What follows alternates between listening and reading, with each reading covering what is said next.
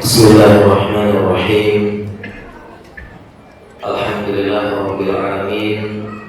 Wassalatu wassalamu ala asyrafil anbiya'i wal mursalin Muhammadin wa ala alihi wa sahbihi ajma'in. Amma ba'd. Para jemaah salat maghrib dan isya yang semoga dirahmati dan disayangi oleh Allah Subhanahu wa taala. Assalamualaikum warahmatullahi wabarakatuh. Alhamdulillah, segala puja dan puji kepada Allah. Salawat dan salam kepada suri teladan kita Nabi Muhammad sallallahu alaihi wasallam. Para jemaah, insyaallah di waktu maghrib yang penuh berkah ini, tema kita pasangan tak seindah angan. Setelah kita menikah, bisa jadi apa yang kita angan-angankan dahulu sebelum pernikahan tak seindah bayangan dan angan. Bisa jadi karena banyak kita bisa jadi lagi berharap sesuatu yang ideal, dan sebelum pernikahan biasanya membayangkan yang namanya kehidupan setelah pernikahan itu enak, nyaman, dan inilah yang diangan-angankan oleh para jombloan kita ini, dan termasuk kita sebelum menikah.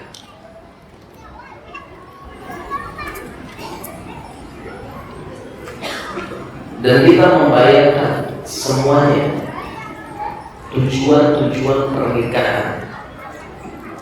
Yang pertama, tujuan pernikahan apa?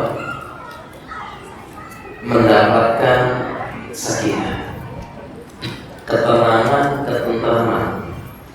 Wa min ayatihi an khalaqalakum min anfusikum azwajan litaskunu ilaiha.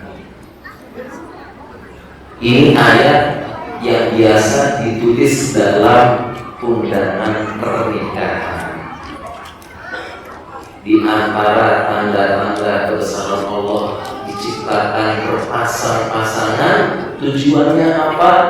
Litaskunu ilaiha, supaya taskun, asal katanya sir kaf nun yang artinya secara bahasa tenang, diam, sakinah, ketenangan.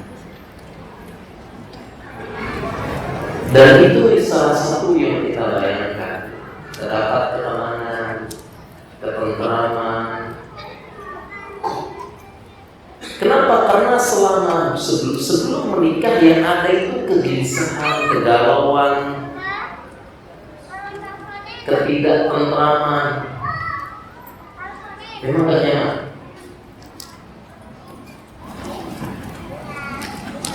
Karena yang namanya jomblo sendiri itu memang gak enak. Makanya dalam hadis disebutkan ma fil jannati akza. Di surga gak ada jomblo.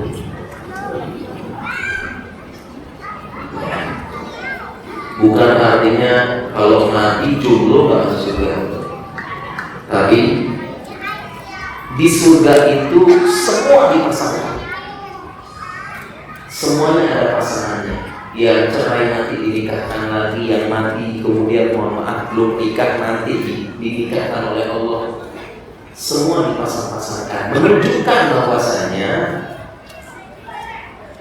salah satu kenikmatan itu berpasang-pasangan. Karena semua kenikmatan di dunia pasti ada di surga, hanya saja berbeda versi. Mala ainun ra'at wala udhunun sami'at wala khatara ala qalbi ahadin minkum. Tidak pernah terlihat oleh mata, tidak pernah juga didengar oleh telinga, dan tidak pernah terlintas sedikit pun dalam benak angan-angan kita. Ini teman.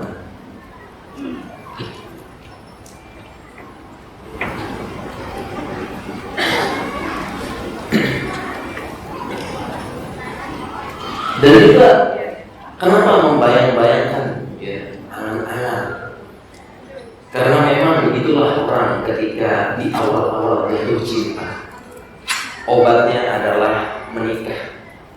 Sebagaimana sabda Nabi Shallallahu Alaihi Wasallam, "Lam yura lil mutahabbaini mithlun nikah." Aku tidak mengetahui obat solusi bagi dua orang yang saling mencintai, yaitu menikah.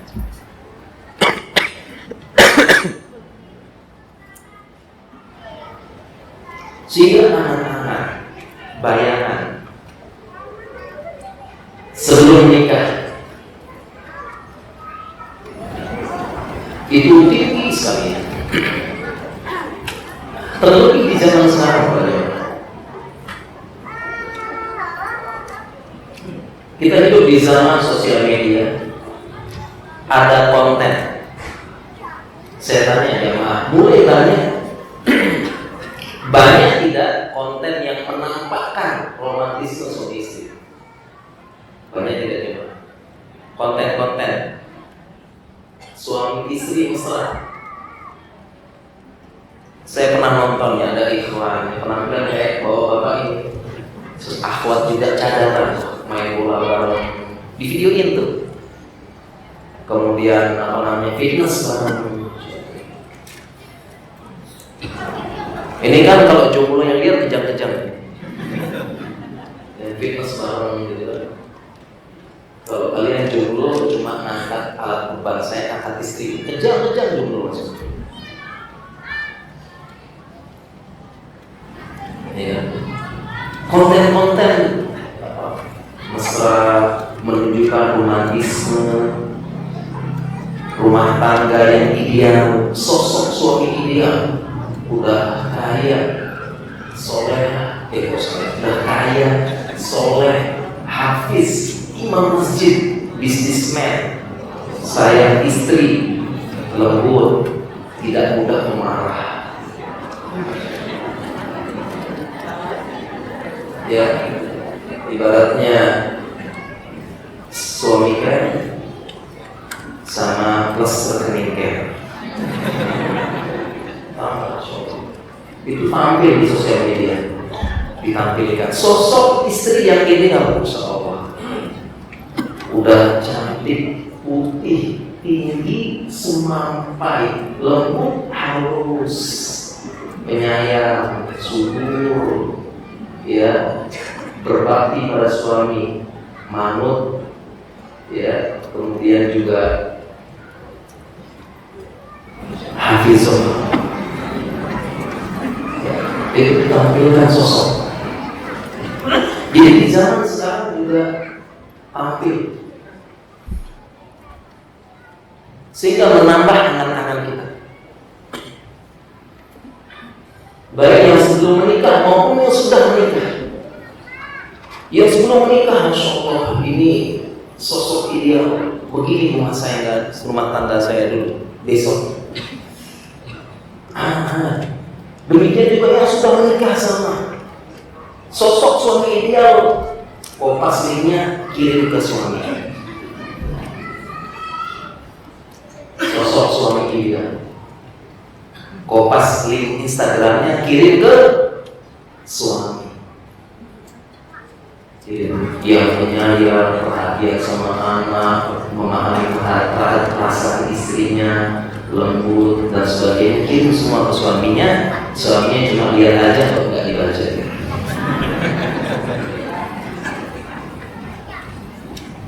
Jadi di zaman sekarang ini tantangannya itu kita terpapar dengan yang namanya kesempurnaan. Tantangan di zaman ini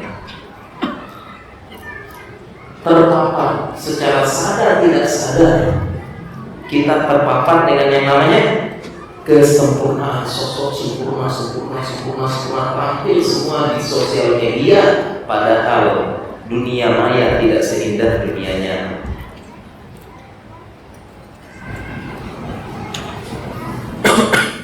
Bahkan ada kasus influencer dia suami istri sering buat konten bareng, Masya Allah, cerah.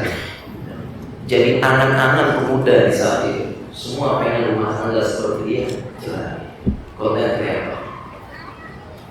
Dan ini menambah tadi angan-angan.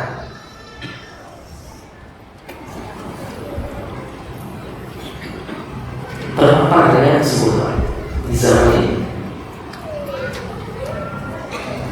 Ingin yang sempurna.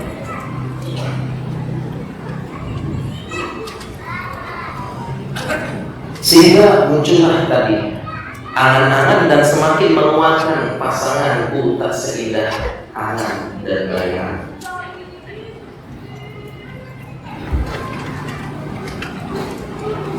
Bagaimana angan-angan tersebut?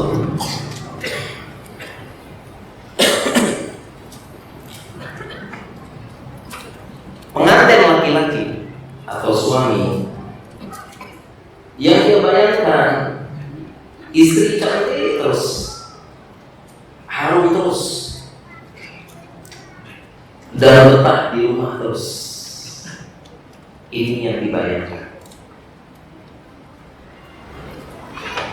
Padahal bisa jadi faktanya, ini bisa jadi istri tidak pasti harus cantik terus. Kadang-kadang istri malas mandi, apalagi sudah hari libur, bayangannya cantik terus. Di rumah pakai dasteran terus, kadang bau minyak gosok, bau ini kucel dan pakai dasteran robek lagi. Bisa jadi ternyata tidak seindah anak. Gak seindah sebelum menikah, ataupun yang di Instagram tadi, kok ini sosok ideal istri di rumah berhias untuk suaminya, ternyata enggak juga. Ternyata mau ngaji nggak ngaji kok semuanya. Gak seindah anak ternyata. Lalu solusinya apa? Solusinya dua-duanya. Kalau kita bicara seperti ini, dua-duanya memperbaiki. Saya sebagai suami memperbaiki, istri pun sebagai istri memperbaiki. Lalu kita kembalikan lagi ajaran agama Islam. Tentunya para istri dimotivasi lagi supaya di rumah, betah di rumah, waqarna fi buyutikunna, tinggal di rumah, wa buyutuhunna khairul lahun. Kemudian juga berhias juga untuk suaminya. Kapan terakhir berhias? Kapan terakhir ini? Jangan sampai malas mandi, malas berhias, ya bau minimal, ya macam-macam gitu. Dimotivasi lagi. Dan kemudian pun suami pun juga memfasilitasi supaya istri bisa berhias. Yang pertama, fasilitasi waktunya dulu. Jangan-jangan nggak pernah berhias, istrinya dari pagi sampai malam mengerjakan semua pekerjaan rumah tangga, dari nyapu, nyuci, ngepel, angkat galon, ngarit, cuci jemuran, angkat jemuran, semua dikerjakan sama istrinya. Ditambah lagi suami ngegas, punya anak satu, baru 6 bulan diisi lagi.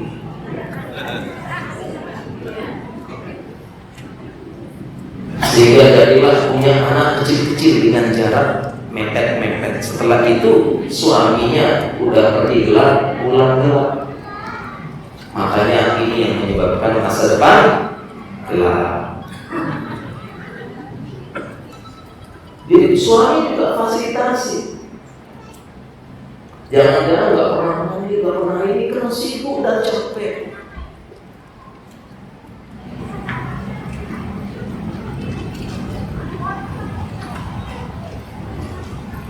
Jadi nggak pernah berias, lelah. Suami juga pulang gelap, pergi gelap pulang gelap. Nggak bantu pegang anak, nggak bantu juga bersihin rumah, tidak juga menyiapkan ART misalnya. Tapi menuntut. Kemudian suami juga pun memfasilitasi. Karena cantik butuh uang modal. Bedanya istri kita sama artis cuma beda uangnya aja, Pak. Beda uangnya aja.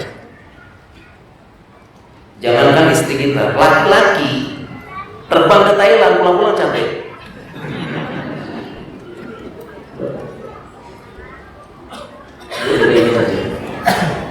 Karena itu difasilitasi juga supaya jadi cantik. Perlu uang, dana. Suami care, skincare, rekening care. Cantik butuh duit. Jangan sampai para suami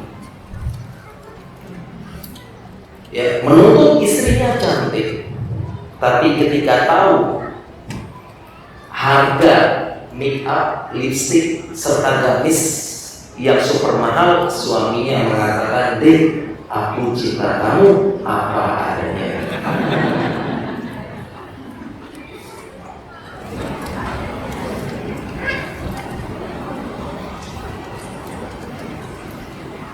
Ini solusi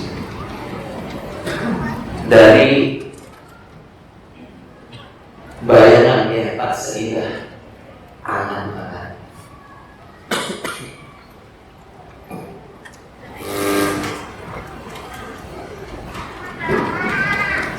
Kemudian angan-angan para suami. Kita bahas yang suami dulu ya.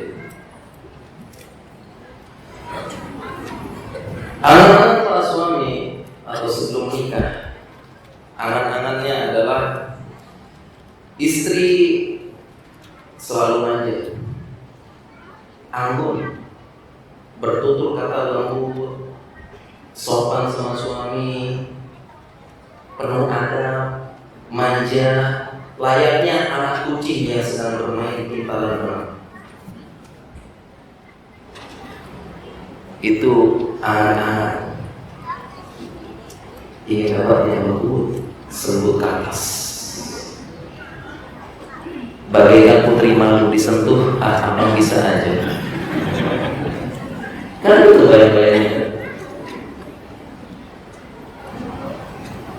Tapi faktanya gimana bapak-bapak? Faktanya bisa jadi, ibu-ibu ini bisa jadi ya. Pas ketemu ternyata sedang membangunkan singa tidur, ngomel, marah, bentak-bentak, cerewet, judes, kasar.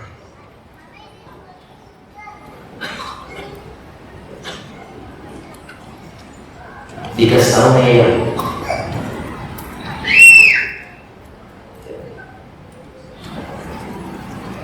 Bahkan ada jamaah yang sempat membacakan hadis ya. Tahu nggak penyebab istri paling banyak masuk, wanita paling banyak penghuni surga? Lengkap hadisnya, yuridun nar wa idza aksaru ahliha. Aku diperlihatkan neraka dan kebanyakan penduduknya adalah siapa? Anissa, perempuan. Kemudian sahabat bertanya, ayatul nabila, ya Rasulullah, apakah itu perempuan itu kufur kepada Allah, nggak taat dengan perintah Allah? Nabi SAW menjawab, la yakfurna bashir. Mereka kufur dengan kebaikan suaminya.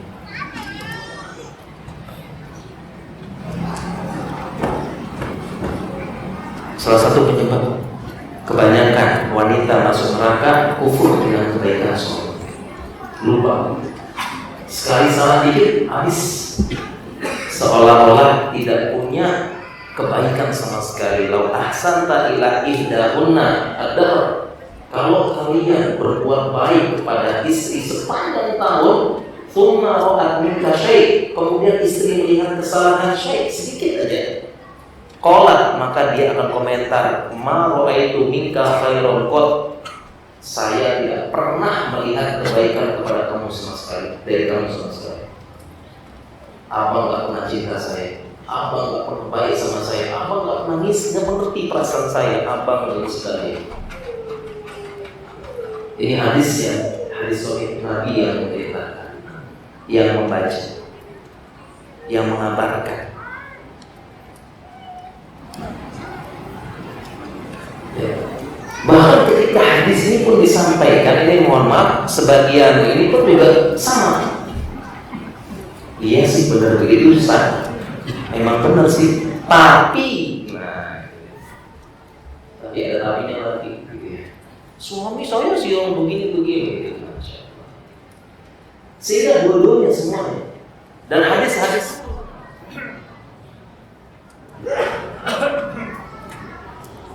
Bismillah.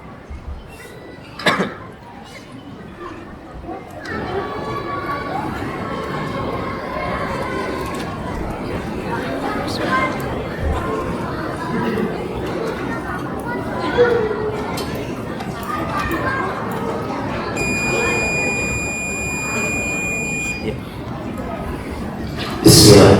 Baik, kita lanjutkan ya. Tadi kok pas ngomong ini listriknya mati. Disuruh ganti tema ya.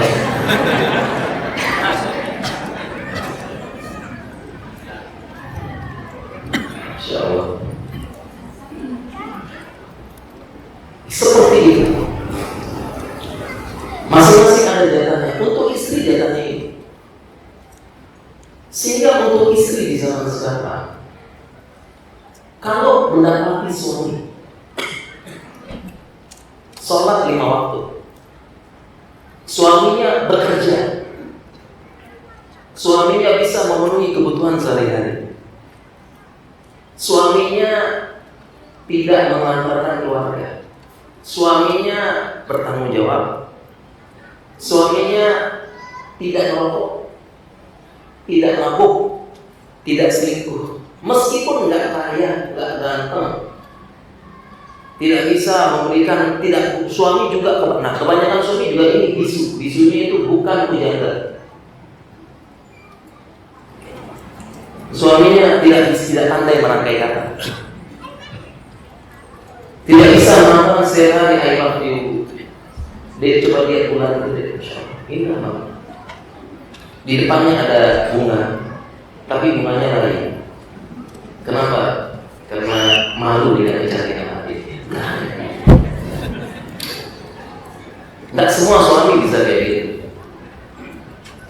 Karena kalau kita bicara psikologinya lagi, laki-laki mencintai dengan sikap, sedangkan perempuan bukti cinta dengan ucapan. Saya bawa bukunya ini. Salah satunya ini karakter dasar suami istri dalam Islam. Ini kalau dibahas bisa daurah. Saya daurahkan 2 hari. Daurah 2 hari. Nah, pertemuan total.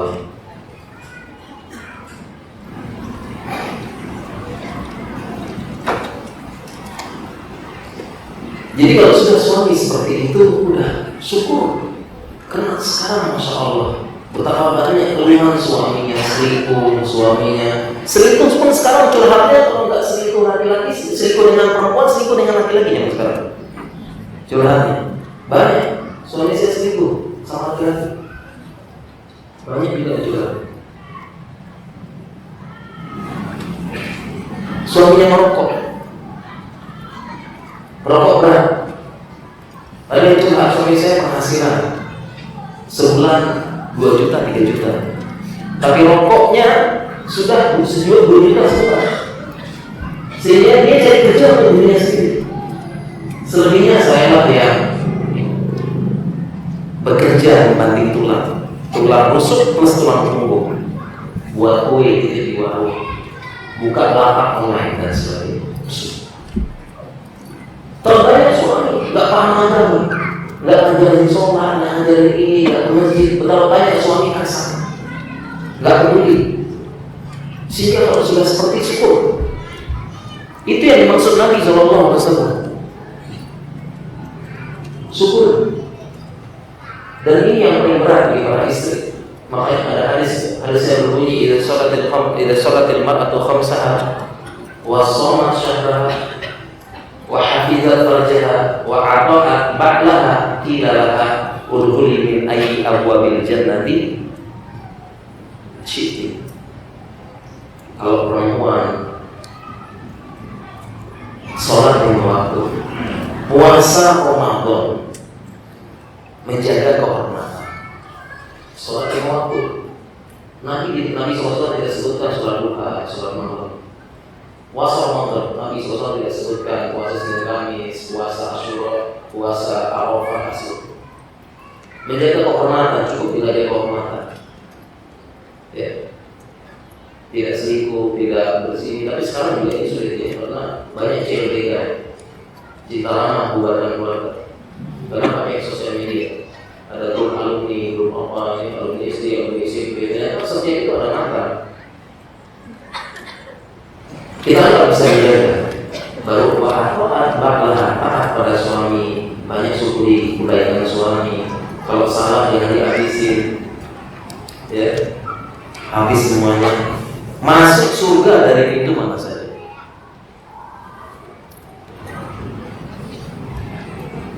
Sedangkan kalau laki-laki mau masuk pintu dari mana saja berat. Dia mau masuk pintu jihad harus jihad. Kalau mau masuk pintu sholat, dia harus banyak sholatnya. Sholat malam itu pun nggak boleh sekedar 1 rakaat.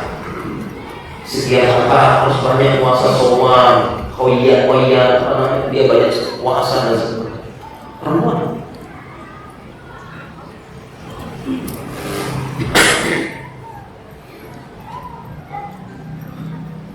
Sehingga ini yang perlu diperhatikan, solusi supaya tidak sekedar anak. Dan dari suami pun ada juga. Jadi kalau kita perhatikan di sini, makanya saya bahas juga di buku ini, suami istri ada masing-masing porsi. Dan demikian pun dari suami juga demikian. Ya. Kenapa istri ngomong terus? Marah, bentak, cerewet, dan sebagainya. Mengapa demikian? Itu pun istri ada sebabnya, bapak-bapak. Ada sebabnya. Jadi cerewet itu bukan datang dari langit turun, enggak, ada sebabnya. Sebab yang pertama, karena memang perempuan sifat dasarnya memang pakai perasaan. Di sini saya bahas karakter dasar suami istri dalam Islam. Sehingga ada karakter dasar yang kita perlu maklumi.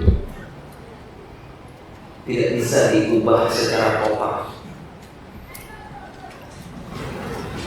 Dimaklumi, nggak bisa diubah secara total. Yaitu perempuan demikian, pakai perasaan, meledak-ledak, cerewet dan sebagainya. Tidak bisa dihabisin total, hilang total, nggak bisa. Ada sebagian dimaklumi, ada sebagian diurus. Pertama dari sisi tobiat. Dari hadis-hadis yang banyak menceritakan tentang innal mar'ata khuliqna minad din. Sesungguhnya perempuan diciptakan dari tulang rusuk yang bengkok. Dan penjelasan ulama terhadap hadis ini, bengkok itu adalah menggunakan lebih dominan perasaan, sehingga meledak-ledak. Kalau sudah cinta banget, kalau sudah benci banget, mudah terbawa perasaan. Kalau sudah marah banget, kalau sudah kasihan banget. Begitu. Dari sisi tobiat. Dan semua perempuan tobiatnya begitu. Bahwa bapak jangan berharap istri ini cerewet apa, dia bisa nggak dia diam sedikit, kemudian berangan-angan saya nyari perempuan yang lain ikan lagi, saya cari yang lembut yang apa. Jangan gitu Pak, sama aja. Dapat yang kedua sama Pak, sama. Jadi jangan berangan. Pengen nyari-nyari sama, karena tobiatnya begitu.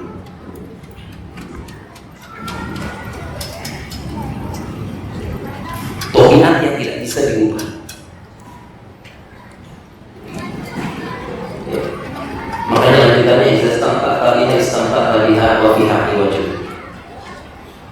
Kalau kamu biarkan dia bengkok, maka dia bengkok terus. Ya. Idza dhahabta idza tuqimuha dhahabta kasarta. Kalau kamu paksa untuk luruskan, dia patah. Wa kasruhat tolak, patahnya talak. Jadi tulang bengkok, ini tulang rusuk, bengkok. Kalau kita biarin terus bengkok. Kalau kita coba luruskan, dia paksa patah. Jadi caranya gimana? Caranya tengah-tengah. Kita luruskan pelan-pelan, balikin lagi. Luruskan pelan-pelan, balikin lagi. Luruskan pelan-pelan, balikin lagi. Begitu caranya. Pelan-pelan, ada kata kuncinya pelan-pelan, lemah lembut, dan kuncinya adalah memang begitulah siklus perempuan. Ya, anggaplah ininya sedang marah banget, ntar dia netral, ntar habis itu sedih banget. Cinta banget, ntar netral, benci banget. Memang semua perempuan seperti itu. Jangan pernah berharap ya lembut, pasti ada. Siapapun itu, hatta istri Nabi SAW dalam hadis disebutkan ba'du aswajihi, sebagai istri-istri Nabi yarfa'na aswatahum, istri-istri Nabi mengangkat suaranya kepada Nabi. Istri Nabi Aisyah termasuk yang hafal hadis sangat banyak, alimah, termasuk istri Nabi. Jadi tadi bapak-bapak jangan bayangkan ya, Mas ya, kalau ini pun saya cari yang lain bukan yang lembut, yang halus, yang apa, mimpi Pak. Memang begitu. Istri Nabi saat itu kecuali satu, yaitu Khadijah. Khadijah dibangunkan rumah di surga, kenapa? Seumur hidup tidak pernah mengangkat suara Nabi. Gak pernah Khadijah. Tidak pernah mengangkat suara pada Nabi. Ya, karena Nabi Nabi SAW tidak menduakan Khadijah. Padahal saat itu kebiasaan orang Quraisy adalah ta'adud. Tapi Nabi tidak, Khadijah.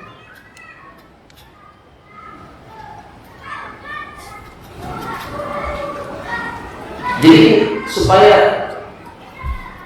seindah anak dua-duanya. Dari pihak suami juga gitu. Pertama harus memaklumi, yang kedua membuat keadaan. Ya. Karena senjata perempuan hanya lisan. Senjatanya perempuan istri itu cuma lisan. Bisa nggak istri protes mukul suami, hantam smackdown? Awas ya suami. Awas bang, kalau kayak gini terus tak mukul bang, tak hantam nggak? Bisa nggak istri gitu? Bisa. Bisa nggak? Awas lo bang, nanti nggak transfer bang, awas bang. Bisa nggak istri gitu ngancam sama suaminya? Kalau lagi mana? Hah? Bisa? Bisa nggak istri juga kalau senang marah sama suaminya? Awas bang ya, tak kasih semua anak nih, urus saya mau pergi dulu. Bisa nggak? Ini pegangan anak saya mau pergi dulu, mau hang out keluar sama teman-teman. Bisa nggak? Bisa. Senjata protes istri adalah yang paling dasar, dia mulut. Kalau suami gimana? Bisa. Pukul bisa, nggak transfer bisa, nggak nggak nafkahi bisa. Ya, ada apa-apa tinggal keluar rumah. anak-anak biarkan sama istri. Bisa. Suami banyak senjata untuk protes. Kalau istri cuma satu, mulut. Makanya itu boleh dipakai. Cerewet marah, proteslah, bentaklah, dan sebagainya. Bahkan suami sampai rumah cuma diam matung aja itu udah bentuk dia untuk protes pada istri. Pulang-pulang coba bawa pulang ke rumah, ya mandi, makan, ke kamar, dia langsung berbeda. Itu bentuk protes itu. Jadi suami diam aja di rumah, kenapa nggak ngomong, nggak apa, nggak ya udah asik di kamar sendiri ngapain cukup. Istri bisa nggak gitu tuh? Awas ya bang, harus dulu. Bisa nggak? Saya diam nggak bisa. Mau diam anak ngurus, ini ngurus, manggil, mah gitu ya, manggil. Senjata istri, mulut. Ini kita perlu paham.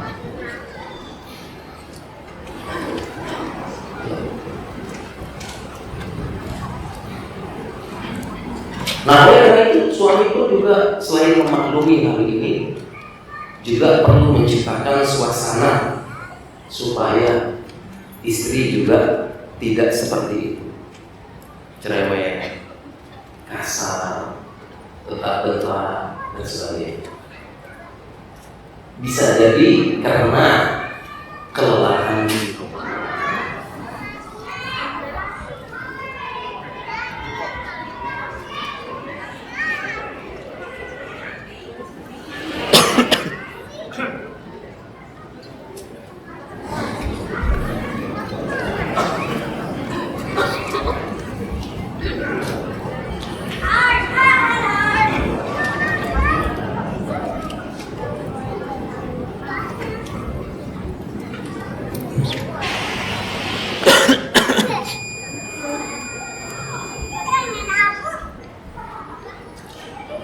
Ya, bismillah.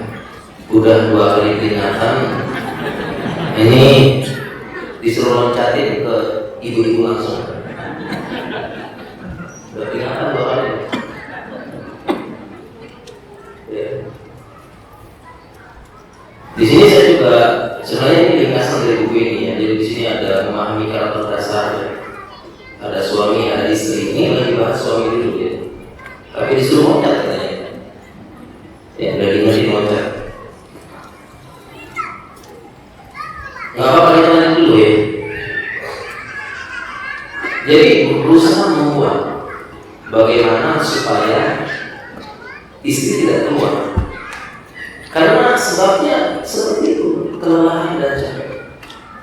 Terutama di zaman sekarang, yaitu memegang anak, ngurus anak.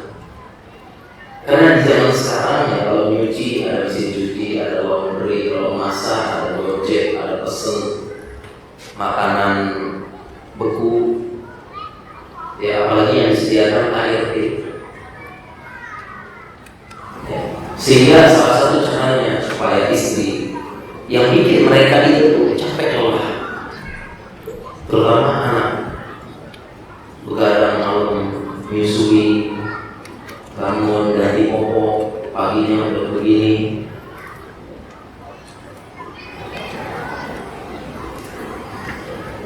Salah satunya menciptakan. Makanya yang Nabi SAW lakukan di rumah mewujudkan hal ini dan tercermin dari jawabannya Aisyah. Para sahabat itu penasaran. Nabi SAW di rumah itu ngapain? Akhirnya para sahabat datang nanya kepada Aisyah. Nabi SAW di rumah ngapain? Kalau di luar kan kita lihat dia ngajar anak-anaknya dia gini-gini. Apa kata Aisyah? Langsung jawaban yang pertama. Nabi kalau di rumah kana fi mihnati ahlihi. Nabi SAW begitu sampai rumah langsung membantu keluarganya, langsung membantu istrinya sampai rumah. Itu yang dijawab oleh Aisyah. Jadi nggak macam-macam.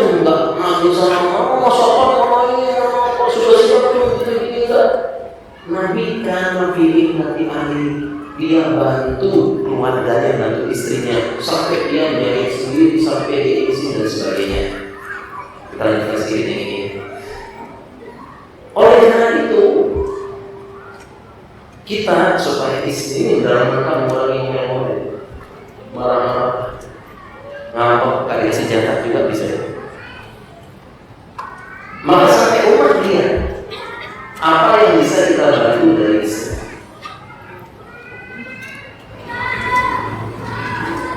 Biasanya yang lain-lain beres perut anak. Makanya sampai rumah kalau lihat istri capek pegang anak, apalagi kan iwan-iwan itu semangat ya, punya anak-anak banyak melaksanakan sunnah, ini bukan terlebih rumah, ya capek pegang anak langsung bantu istri gendong anak, biarkan istirahat sejenak. Ya, baru bantu main sebentar, nggak lama kok, 10-15 menit. Bantu pegang, kalau orangnya banyak cuci mandi sana dari sini, di rumah sana, naik apa semua, coret sana, coret sini, itu kan sudah menghabiskan, menghilangkan kewarasan sejenak. Habis itu istri, bantu sebentar, insya Allah nggak capek kok, bantu gendong sebentar, main sebentar nggak capek. Apalagi bapak-bapak ini kan kerjanya nggak nguli, nggak narik, nggak angkat beton, ya bongkar semen, nggak apa ya, cuma duduk di depan. Angkat sebentar gitu, setelah itu baru. Kalau kita ingin meniru teladan kita Rasulullah SAW, kalau Nabi Rasulullah itu suatu hasanah liman kana yarjullaha. Kita sholat isya dulu pada jemaah. Insyaallah setelah ini kita lanjutkan. Kalau itu baik ya. Bismillahirrahmanirrahim. Alhamdulillahirabbil alamin. Wassalatu wassalamu ala Rasulillah. Para jemaah yang sangat dirahmati Allah, kita lanjutkan kajiannya. Tapi belum saya mulai, pertanyaan setumpuk udah datang. Tadi ada arahan materi, kita lanjutkan sedikit, kemudian kita tanya jawab. Dan tadi infonya pakai kertas, karena kalau pakai mic nanti pertanyaan 15 menit, lama cukup. Dan langsung kita loncatkan apa yang dibayangkan oleh para istri. Kita loncat supaya nggak mati lagi kita. Langsung loncat ya, biar berimbang. Apa yang dibayangkan oleh istri dan calon pengantin serta mempelai perempuan sebelum menikah? Dan yang paling banyak kecewa adalah perempuan. Paling banyak kecewa.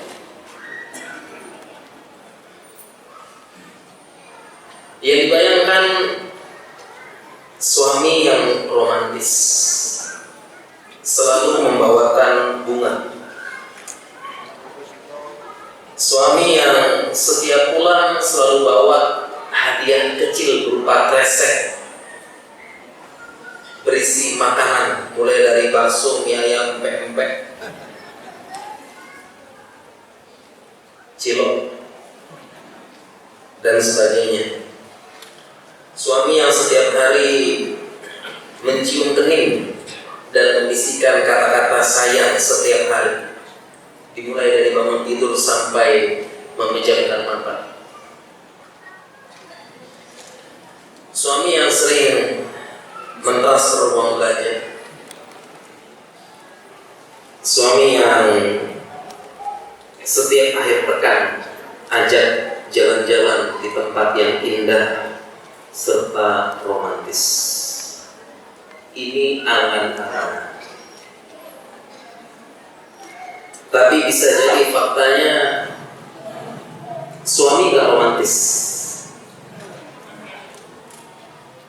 Romantisnya hanya sebulan pertama pernikahan, 6 bulan, setahun, 2 tahun, sudah hilang romantisnya. Kaku, dingin, lagi kasar, sudah jarang kasih hadiah. Tidak ada lagi kata-kata romantis sayang, tidak perhatian. sibuk dengan HP. Sampai-sampai Ustaz saya membayang-bayangkan saya yang jadi HP. Bangun tidur, diraba-raba. Kemudian begitu dapat disentuh-sentuh, ditoel-toel, saya juga pengen. Membayangkan jadi HP aja. Kalau HP tidak ada, langsung dicari. Kalau HP tidak ada dalam genggaman gelisah, pengen saya jadi HP Ustaz. Karena suami saya begitu mesra dengan HP. Bahkan sampai menemani malam sampai tidur pegang HP.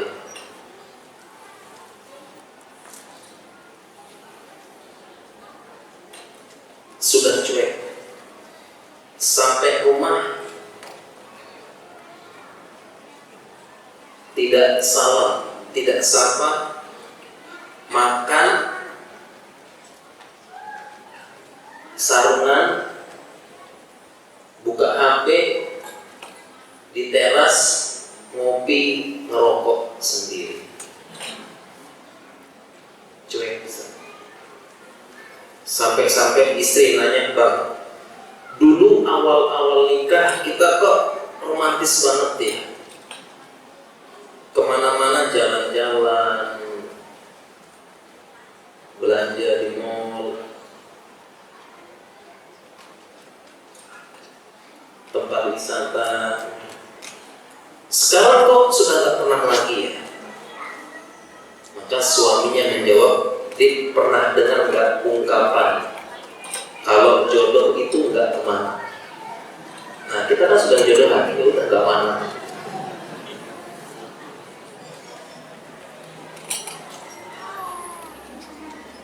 Udah gitu.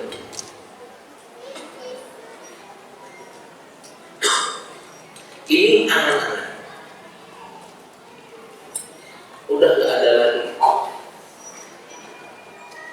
Solusinya apa? Solusinya tetap dua belah pihak.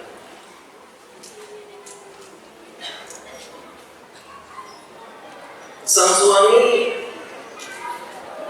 perlu paham bahwasanya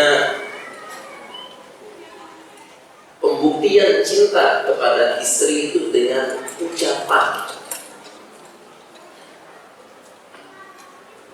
sedangkan suami tahunya dengan perbuatan.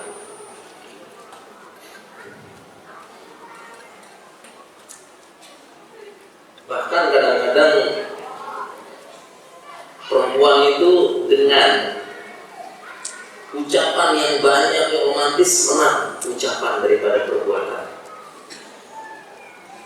Makanya kasih sayang sang ayah dari kecil sampai besar, dia kasih dia anak perempuannya, dia manjakan, dia belikan semuanya, kalah dengan laki-laki baru datang, ya. Kemudian dia ungkapkan cintanya, membawakan bunga meskipun hujan deras, dia tebus kasih bunga tersebut, dia berlutut, dia bilang I love you.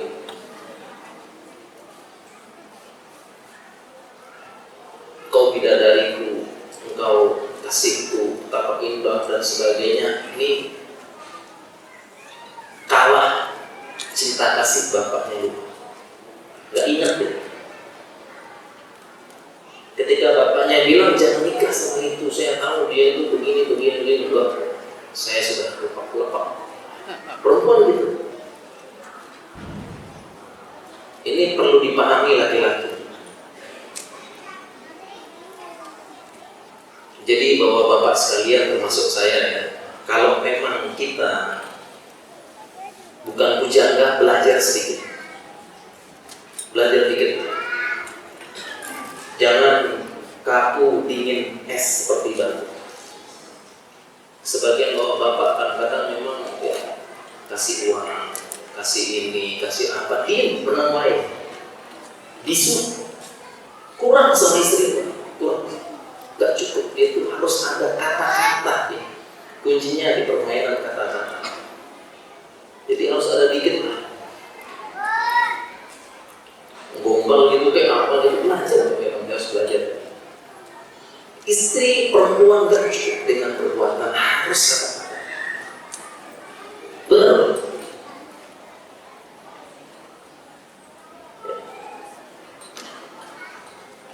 Bahkan perbuatan sedikit, ucapan banyak, bahagia di istri. Serius. Ya. Gak punya modal, gak punya uang, ajak istri belanja ke tempat terdekat gitu. Tapi dengan kata-kata yang baik, maaf deh, sebenarnya abang tuh pengen banget bahagiakan, pengen aja kemana, tapi inilah rezeki dari Allah ya deh, sabar ya. Insya Allah abang berusaha keras, kita cuma belanja di sini doang. Pegang tangan, pegang apa. Sebenarnya tujuan terbesar abang sekarang cuma membahagiakan adik aja, tidak ada yang lain. Ajak belanja, mampir ke mart-mart terdekat, mau beli apa deh, ya beli ini. 20.000, 50.000 bahagia. Nggak perlu pergi kemana, staycation, ke hotel, kemana, nggak, udah bahagia. Tapi ingat harus kata-kata. Kalau begitu, nggak cukup. Justru kebalik, dia ajak staycation ke hotel bintang 5, ya, dekat sama Paris, ke Perancis sana, tapi sepanjang jalan dia meneng, nggak ngomong apa-apa, nggak bahagia. Harus. Dan ini yang dicontohkan oleh Nabi SAW. Teladan kita, Nabi SAW, ini kalau kita bahas nih ya, bagaimana beliau romantis, Masya Allah. Romantis beliau.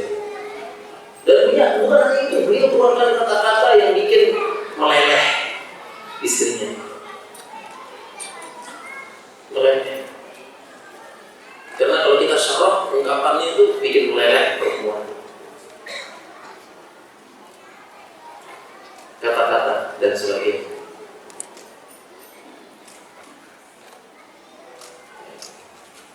Seperti itu.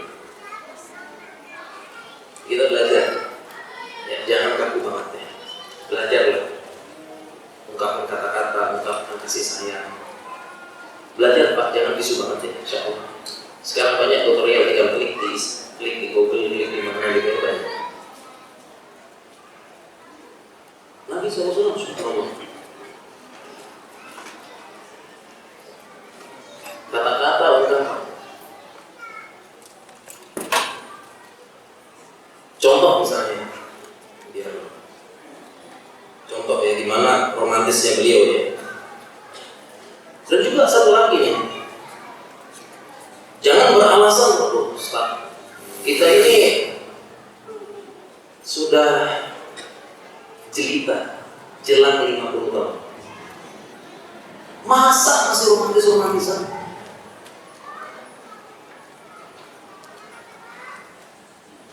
Apalagi saya Ustaz, Masya Allah. Ini saya sama tanah mirip-mirip baunya Ustaz.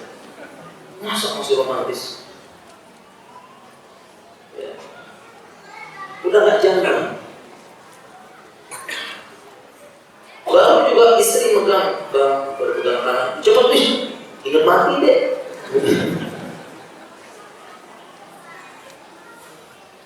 Banyak sih, banyak istighfar. Udah bukan zaman romantis lagi.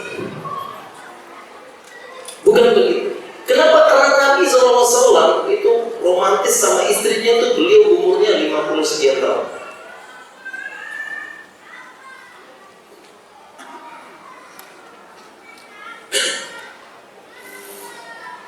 Umurnya berapa?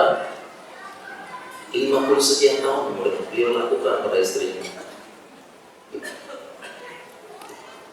Ya. Salah satunya dari hadis Nabi SAW, ini kita bersepakat aja ya, tanya jawab nanti ada kita.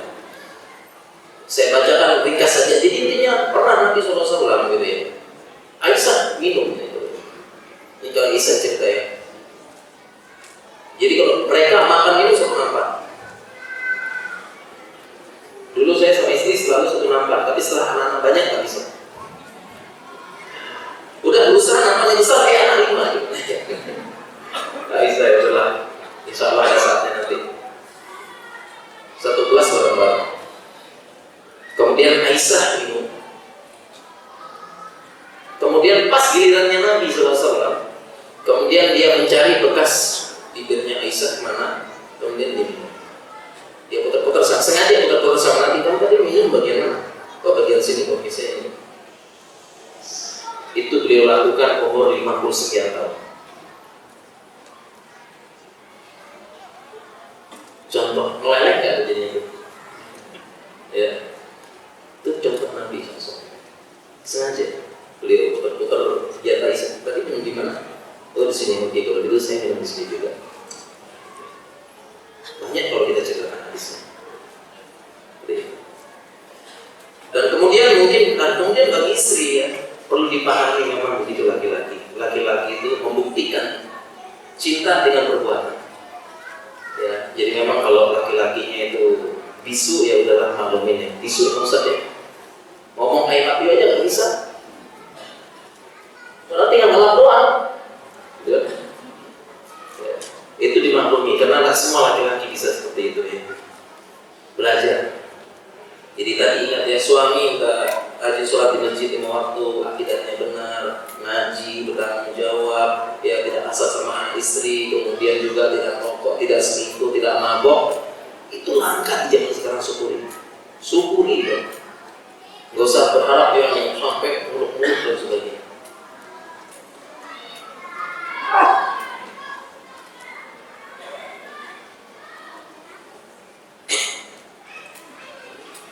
Kemudian kita tanya jawab untuk harapan istri selanjutnya nih teman. Berdatangan pertanyaan. Pilih yang mana nih? Kita bahas harapan istri selanjutnya. Kemudian angan-angan para istri. Dia berharap suaminya itu adalah raja yang memanjakan sang ratu.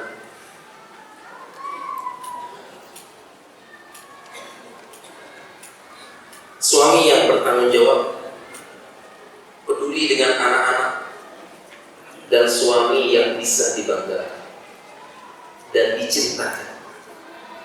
Karena di sini saya bahas salah satu psikologi dasar istri itu, dia membanggakan suami. Dia pengen banggakan.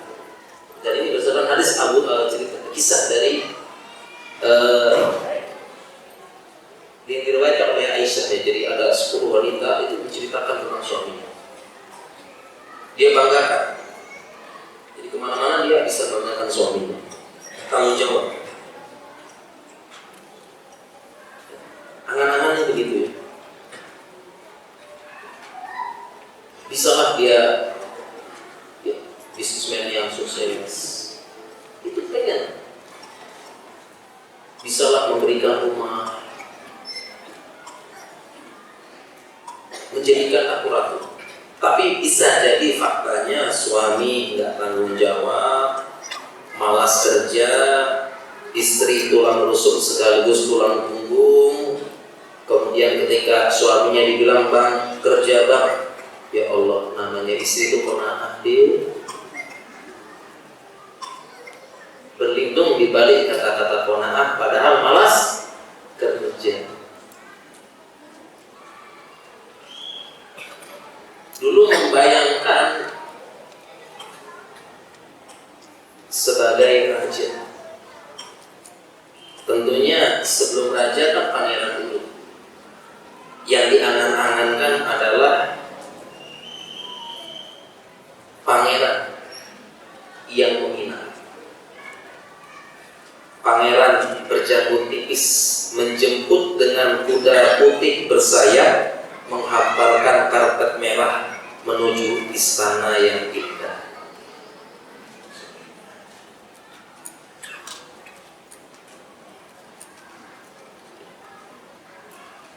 Ini tinggal angan-angan saja, tak seindah angan.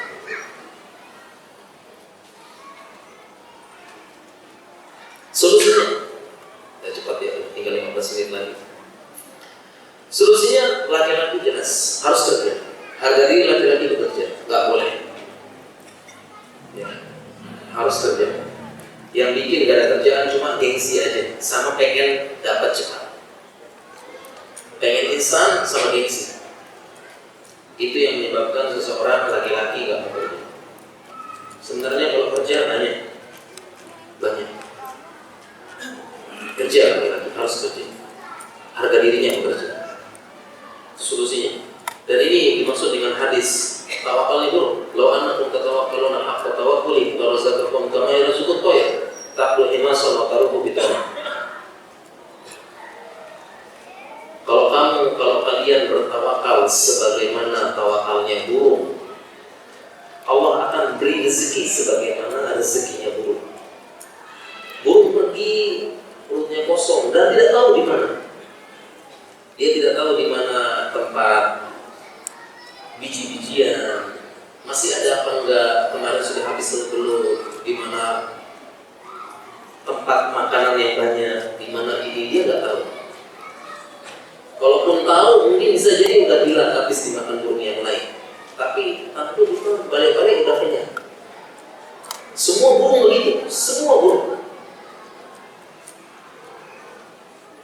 Dan penjelasan hadis tawakalnya burung ini maksudnya adalah kuncinya burung ini keluar sangkar dulu. Kuncinya begitu. Jangan sampai laki-laki nggak kerja,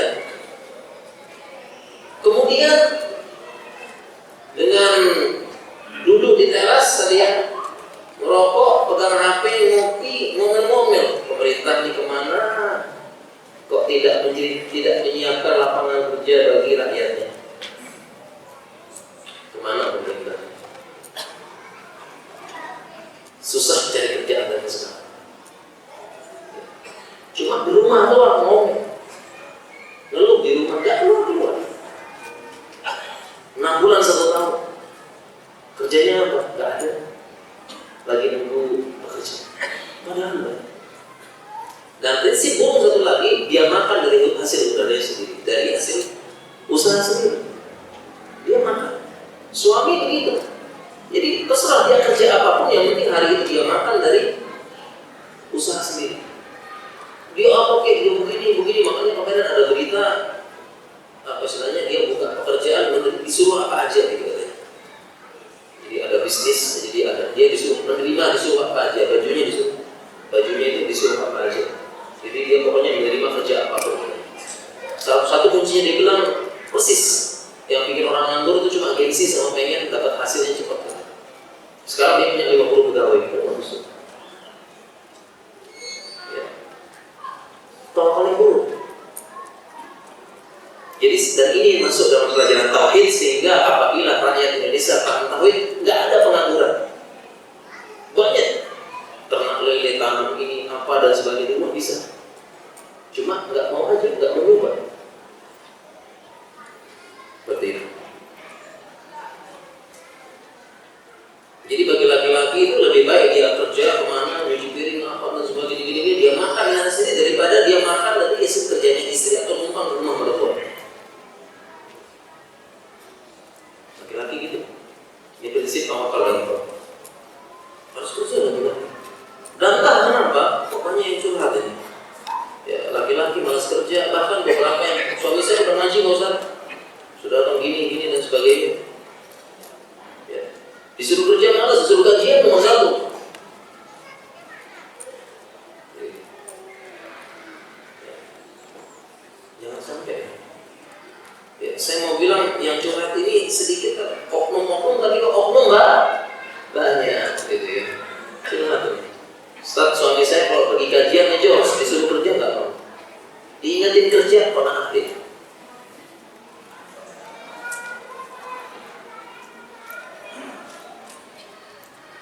Kemudian solusi untuk istri terkait suami yang seperti ini, didukung, dibimbing, disemangati. Ada jalan bahkan bangun usaha bareng. Contoh misalnya istrinya pintar masak, dia masak, suaminya yang kerja di luar, dari tempat kerja, jajalin dan sebagainya, itu kan bisa didukung, disupport, bisa. Suaminya pintar masak, istri pintar masak, suaminya dia buat tolong sana apa, antar sana sini, nggak apa-apa. Dari pagi sampai sore, sana sini nggak apa-apa. bisa disupport. Itu salah satu solusi. Para jemaah sekalian, mungkin kita cukupkan materinya insya Allah, karena jam menunjukkan 10 menit lagi, sedangkan kita dapat PR sangat banyak. Insya Allah nanti saya kumpulkan ini, saya jilid jadi buku insya Allah. Ya. Ada beberapa pertanyaan para jemaah, mudah-mudahan saya bisa jawab.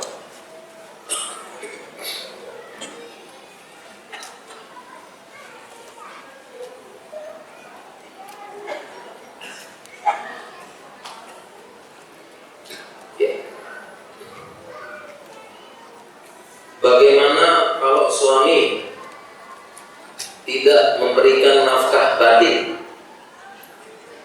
selama lebih dari 1 tahun? Selalu banyak alasan. Ini kalau kita laki-laki ini baca ini kebetulan sedikit, kok bisa istri dianggurin setahun. Kita aja milih waktu kapan anak-anak tidur. Ya. Ada waktu sebentar udah langsung. Ya. Kita sampai bulan tidurin anak dulu, ini dulu gitu ya. Ya. Ini banyak ya, entah kenapa mungkin cuma. Jadi ada yang pertama, ada banyak faktor. Ya. Dan ini saya punya buku juga ya, fikih, harusnya ada bukunya. Jadi para ulama membahas berapa batas minimal istri harus diberikan nafkah batin. Ada 3 pendapat. Ya, suami harus paham batas minimal harus dikasih nafkah batin. Catat suami ini 3 pendapat. Yang pertama, 4 bulan sekali harus kasih nafkah. Kalau enggak dosa. Yang kedua, sekali dalam siklus bersih. Ini kan haid ya. Haid, bersih, haid. Bersihnya ini minimal sekali. Yang ketiga, minimal 4 hari sekali. Wajib nafkah batin, kalau enggak dosa. Kalau enggak lagi sang istri berhak menuju kodi, menuntut cerai dan mengadukan permasalahan ini ke kodi. Boleh. Ini ada hadisnya, ada contohnya.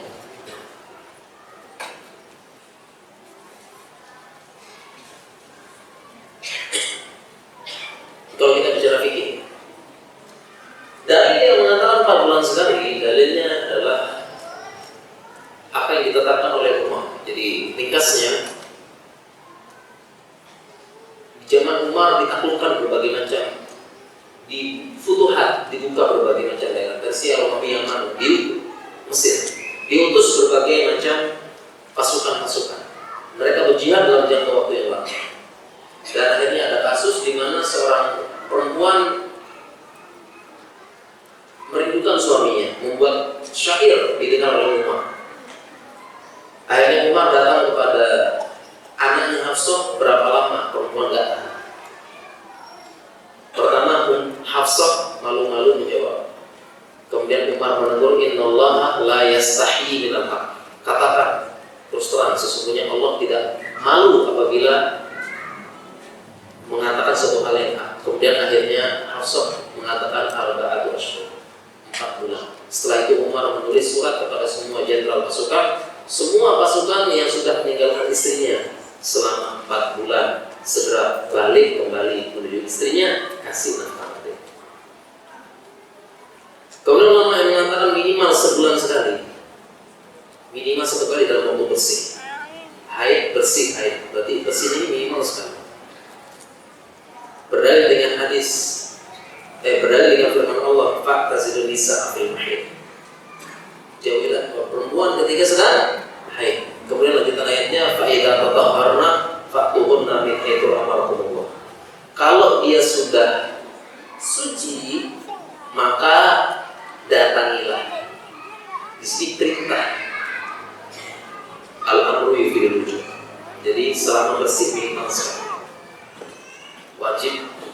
Kemudian yang berdalil 4, minimal 4 hari sekali kalau misalkan punya istri 4. Kalau Pak, misal ya, 4, jadi istri 1, istri 2, istri 3, 4 hari sekali. Ibu-ibu pilih yang mana tuh? Yang jelas ini enggak pilih. Jadi kalau ini setahun ini, ya Allah, sudah berapa kali lebaran ya? Ya. Kalau seperti ini ya memang suaminya perlu dipahamkan dulu masalah fikih Bang. Ini yang paling jauh 4 bulan Bang. Ini udah setahun. Yang kedua banyak sebab. Bisa jadi lemah syahwat, impoten, kita obatin bisa. Ini sebabnya banyak dan penyebab utama psikologi. Kemudian selanjutnya bisa jadi juga yang seperti ini, biasanya penyakit kelainan orientasi seksual. Bisa jadi gay, bisa jadi juga biseksual, kanan kiri oke. Kadang-kadang kanannya oke, kirinya oke. Kadang-kadang kanannya oke, kiri mampet. Kiri oke, kanan mampet. Seperti ini banyak faktor ya, banyak harus yang dicari, dan saran saya suaminya dimotivasi lagi supaya berobat dan insya Allah bisa sembuh. Bisa sembuh. Kalau kita di kedokteran dibawa ke dokter spesialis andrologi, insya Allah bisa.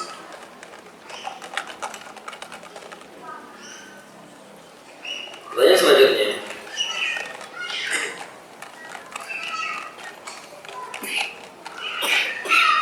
bagaimana dengan sikap suami tidak mendukung istrinya untuk berhias, tidak mendukung pemakaian skincare dengan alasan suami lebih menyukai istrinya yang alami? Ini tadi ya, aku cinta kamu apa? Iya, ini cara suami bertahan hidup. Memang suami itu cara bertahan hidupnya begitu ya. Apalagi kalau antar istri belanja, ya kan? Ya, jadi kalau istri kan lihat modelnya, kalau suami lihat desain terus. Bang, cocok apa? Cocok, bagus. Karena udah lihat desainnya dulu. Itu cara bertahan hidup suami. Jadi bagaimana? Memang terus terang para akhwat ya.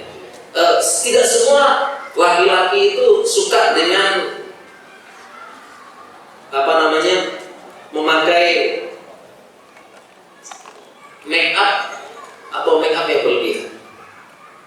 Terus terang saya pribadi lebih suka istri saya nggak pakai make up. Yang penting harum, wangi, alami cukup. Saya lebih suka. Jadi nggak semua suka ya pakai kepul, ya pakai kukur. Jadi ada semen bawah, semen atas, ya. Kemudian ada atapnya dikit, ya. Jadi kan gitu kan, di semen. Paling bawah dicor, atasnya semen apa gitu, ya. Nggak semua laki-laki suka. Emang istri seperti itu. Ada yang perlu dipahami. Nggak semua lebih suka alami, ya. Dan yang paling penting bagi istri itu adalah ridho suami. Jadi selama suami bilang cantik dan sebagainya, udah nggak usah pedulikan yang lain. Nggak usah pedulikan. Yang penting suami udah ridho cukup. Nggak usah pedulikan yang lain. Masalahnya dalam ilmu psikologi, perempuan ini ya selain ingin tampil cantik, dia pengen tampil cantik di hadapan teman-teman perempuannya juga. Mungkin ini maksudnya dia pengen tampil di hadapan perempuan, pengen cantik di hadapan teman-teman perempuannya. Jadi perempuan juga begitu, dia bukan hanya pengen tampil, tapi kalau ketemu perempuan yang paling cantik, yang paling kurus, yang paling apa gitu. Perempuan seperti itu. Nah, tapi itu dihilangkan ya. Yang penting ridho suami. Ridho suami. Dalam keadaan apapun, ayy mamra'atin matat wa zawjuha an aradin dakhalatil jannah. Perempuan manapun yang wafat dalam keadaan suaminya ridho masuk surga. Yang penting ridho suami. Tapi ini yang berat.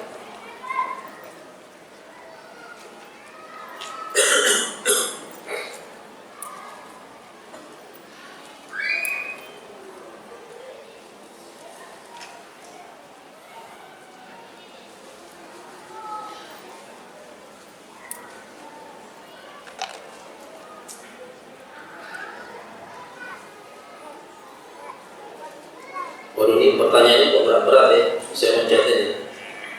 Seorang laki-laki meminta saya menjadi istrinya, tapi laki-laki tersebut sudah memiliki istri. Saya tidak ingin menyakiti hati perempuan tersebut. Ini nggak usah dijawab, ini berat.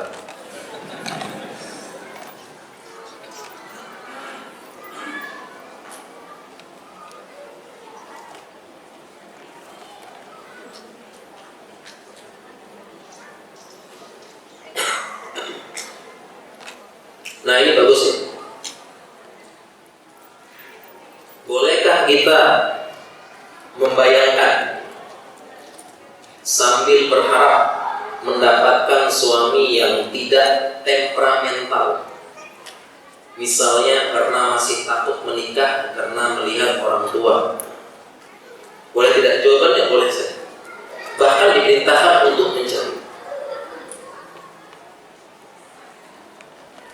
Ya, diperintahkan untuk mencari. Bagaimana mencarinya? Mencarinya dengan cara melihat testimoni teman-teman. Justru diperintahkan cari, karena jangan sampai dapat yang temperamental, gampang marah, bahaya, atau baperan.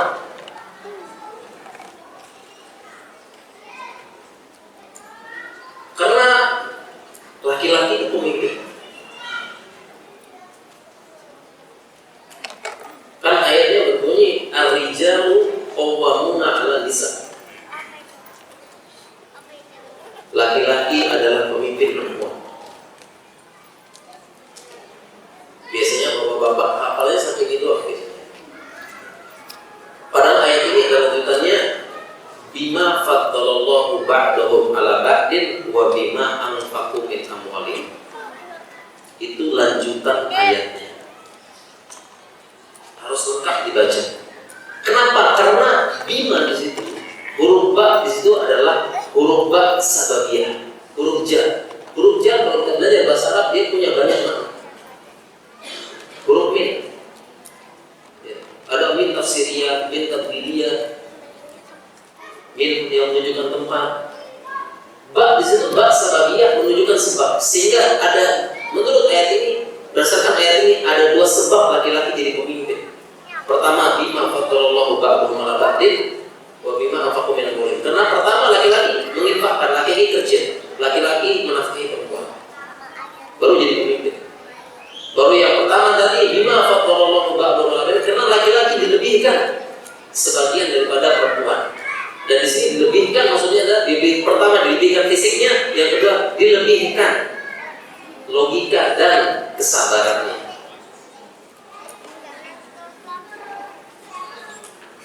Laki-laki berpikir dengan logika, karena dia pemimpin. Salah satu sifat pemimpin tidak gampang marah dan tenang. Coba kita, dan tidak gampang baper. Coba kita bayangkan ada perusahaan dipimpin oleh seorang direktur. Direkturnya gampang marah. Apaan sih karyawan ini? Gak becus yang pecat. Ini apa karyawan ini? Ya, pecat aja deh. Gak beres, gak apa, marah-marah terus. Ya, ada hancur perusahaan kayak gitu. Atau direkturnya baper, ya, baru mimpin rapat, kenapa kamu ngobrol? Ya, akhirnya ngambek, meninggalkan tempat rapat. Gak bisa pemimpin kayak gini. Ya, pemimpin dia tenang, santai, gak gampang marah, gak gampang emosi. Dia mikir nanti ada caranya. Kadang-kadang ngalah dulu, tarik dulu, baru nanti maju lagi. Kan begitu pemimpin. Makanya diperintahkan laki-laki nggak boleh. Dan cari jangan yang sosok pemimpin sesuai dengan ayat ini. Bima faddalallahu ba'dahum 'ala ba'din. Nggak boleh temperamental. Dan sangat penting dalam rumah tangga. Ya. Boleh, bahkan diperintahkan. Dan bagaimana cara nyarinya? Cara nyarinya adalah ya kita mencari informasi. Ya. Informasi lengkap. Pertama, cari dari keluarganya. Yang kedua, cari dari teman organisasinya. Dia pernah kerja di mana, pernah bekerja di mana, karena jiwa seseorang temperamental seseorang, emosi seseorang teruji ketika dia dapat teman. Kemudian teman kerjanya. Kemudian satu lagi teman yang pernah tinggal sama dia 24 jam, teman kantor, teman kos, teman asrama dan sebagainya. Di situ terlihat bagaimana emosi dan temperamental seseorang. Jangan tanya sama ustaz saja. Boleh tanya sama ustaz, tapi jangan tanya ustaz saja toh. Kalau tanya sama ustaz saja, ustaz gimana ibadah susah? Baik gak, sabar gak? Kalau tentu jawaban ustaznya apa? Oh sabar, baik. Selama menjadi segitu, baik. Jadi diem, makmur gitu. Terus sama ustaz sopan luar biasa. Silakan ustaz, monggo ustaz saya ustaz. Bagus. Ya, karena sebagian ini para awat-awat ini kalau nyari testimoni tentang iman, nanya kepada ustaz kok, ya jawabannya bagus semuanya. Makanya kalau ingin mencari ilmu di majelis ilmu, ingin mencari kebenaran akhlak, cari di pasar, cari tempat kerja, itu kalau mencari tentang informasi akhlak sebenarnya seseorang. Jangan di majelis ilmu. Jangan sama ustaz kok. Kebanyakan kalau ta'aruf itu cuma nanya ustaznya kok. Oh bagus, saya rekomendasikan kalau wajib berjuang. Orangnya sopan, malu lagi. Sering bantu ustaz, ya iyalah. Itu cara bicaranya, para jemaah sekalian, Allah SWT jam 8 dan saya mungkin mohon maaf tidak semua pertanyaan bisa kita jawab, sudah lebih dikit malah ini. Ya, insya Allah kita lanjutkan di lain kesempatan. Ya, karena memang pesannya amanahnya jam 8, kita mohon maaf lebih sedikit ya. Saya cuma bisa bilang kalau ada sumur tidak ada. Lanjutannya apa? Lanjutannya jangan mandi kebuka auratnya. Jangan mandi di ladang. Kita cukupkan, mudah-mudahan Allah menjaga rumah tangga kaum muslimin. Mudah-mudahan kita bisa menjadi suami yang baik. Mudah-mudahan kita bisa menjadi istri yang baik dan rumah tangga sakinah mawaddah rahmah, melahirkan generasi yang soleh dan soleh. Subhanallah wa bihamdika, asyhadu an la ilaha illa anta, astaghfiruka wa atubu ilaik. Assalamualaikum warahmatullahi wabarakatuh.